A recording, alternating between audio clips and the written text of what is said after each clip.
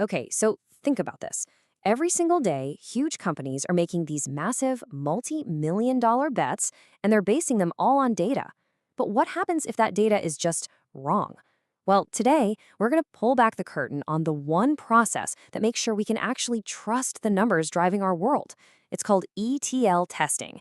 And honestly, it's the unsung hero behind pretty much every big data-driven decision out there. So let me ask you, how do you know your data is true? It sounds simple, right? But the consequences are enormous. I mean, every report you read, every business strategy that gets the green light, every forecast for the next quarter, it's all built on this one single assumption, that the data is correct. If it's not, the whole thing is basically a house of cards. And you know what happens to those? Right, so at the very core of all this is a process called ETL.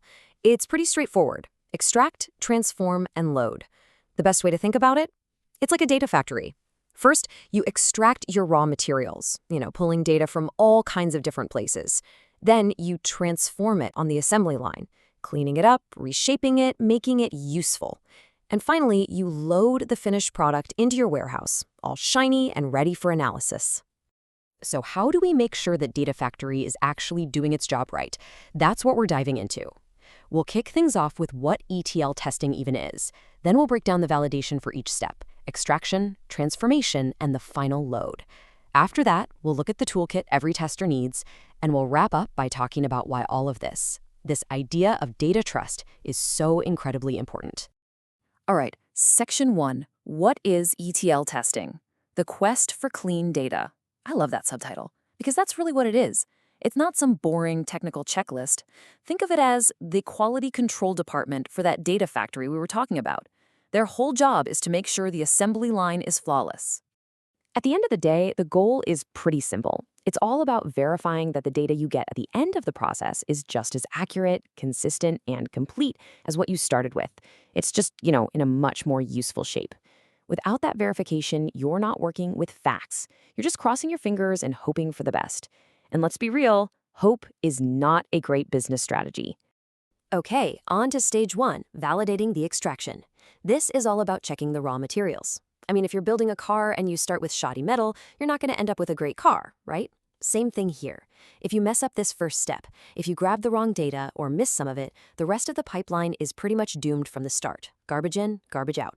So the main goal here is just to make sure that all the data you expected to get actually showed up. And not only that, but that it showed up accurately and without being corrupted along the way.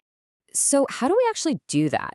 Well, it breaks down into a few key checks. First, completeness. Did we actually get all the data we were supposed to? Are there any gaps? Then, consistency. Are there any weird duplicate records? Do the data formats clash with each other? We also have to check the integrity of the files themselves, to make sure CSV or JSON file didn't get mangled during the transfer. Basically, we're making sure our raw materials are actually good enough to send to the next stage. And here's a perfect example of what that looks like in the real world. Say you're pulling from a database. One of the simplest but most powerful things you can do is just compare the row counts. If the source had 1,000,000 rows, did you extract 1,000,000 rows? It sounds almost too simple, but that one check can immediately tell you if something went wrong. It's a fantastic first line of defense.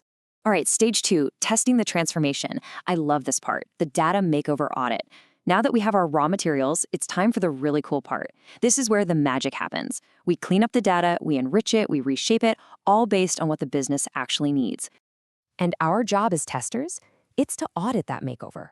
We have to be the inspectors who make sure that all those business rules were applied correctly. Did the data get cleaned the right way? Is it structured exactly as it needs to be? Are there any mistakes?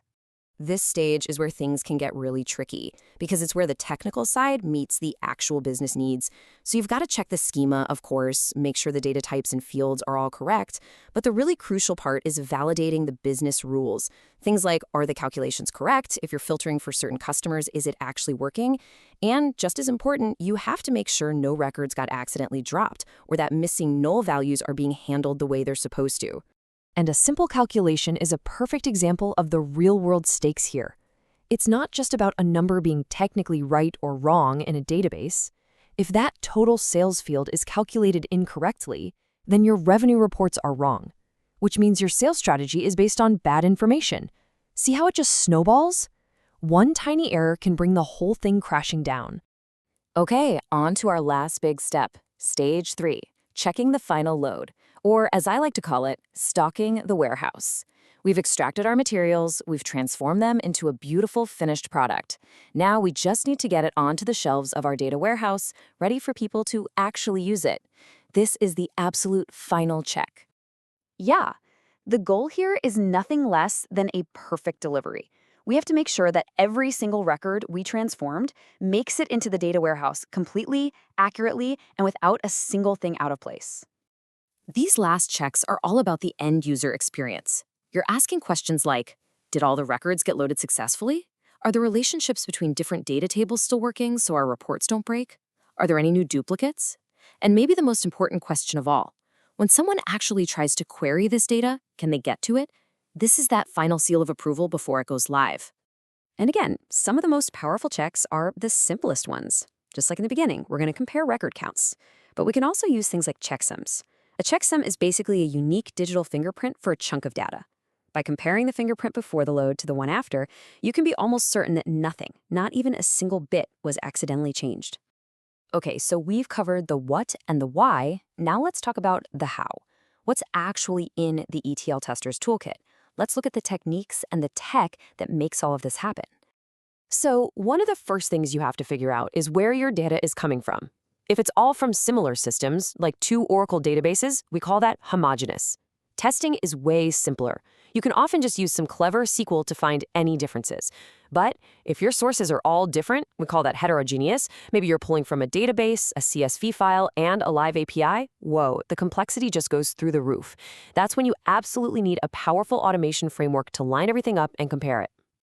And to handle all that complexity, there are a ton of tools out there. They kind of fall into 2 big camps.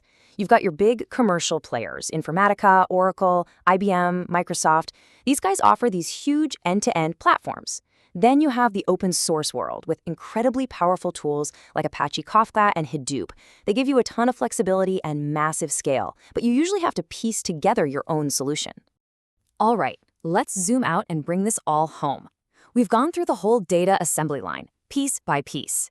Now, let's talk about the big picture, why data trust matters, why all of this painstaking work is the absolute foundation of any good decision. Look, the best teams out there live by a few key practices. First, they automate everything they can. You just can't keep up with today's data volumes by checking things manually. Second, they have amazing error logging and alerts. They know the instant something breaks, not a week later when a bad report goes out. They also do sample-based validation to catch issues faster.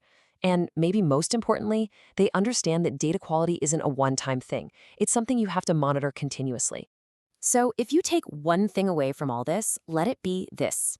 ETL testing is that critical process of checking your data at every single stage of the pipeline. It's what guarantees that the final numbers you use for your business decisions are reliable, high quality, and ultimately trustworthy. And I'll leave you with this question.